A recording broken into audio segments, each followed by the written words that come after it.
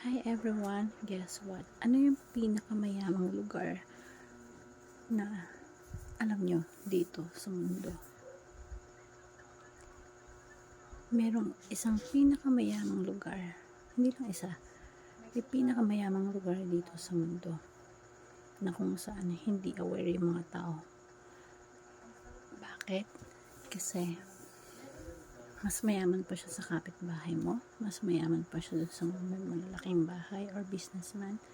Ito yung tinatawag na yung libingan ng mga patay. Bakit? Maraming tao doon na hindi nila na-fulfill kung ano yung mga dapat nilang gawin. Maraming visions na hindi na isagawa.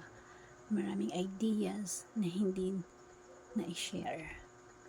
Maraming books na hindi na isulat. Maraming songs na hindi nagawa. Ito yung mga tao na hindi nila na-fulfill kung ano yung mga dapat nilang gawin. Kaya,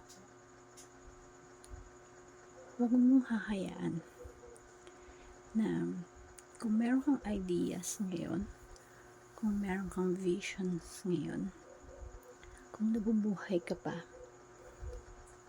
huwag kang matakot na gawin or i-fulfill yung dreams na meron ka. Marami sa atin, because may fear of failures, takot subukan yung mga bagay-bagay, nasasayang yung dreams na meron ka, nasasayang yung ability na meron ka, na naibabaon na lang sa lupa at hindi nagagamit. So, habang buhay ka pa, huwag mong hayaan na i-hold mo yung sarili mo dun sa mga bagay na alam mo meron kang potential. May ideas ka, may knowledge ka, may dreams ka. Gawin mo. I-share mo, huwag kang matakot. Natural lang sa buhay natin ma-fail tayo. But you have to turn those failures into positive na it's a process. Kasi while you go through the process along the way, habang ginagawa mo siya, there's a learning, there's a knowledge na kapag habang ginagawa mo yung journey ng processing, natututo ka.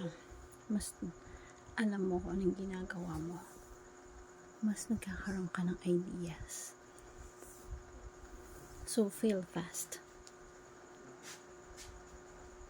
Those people who are successful out there, they are not successful in overnight success.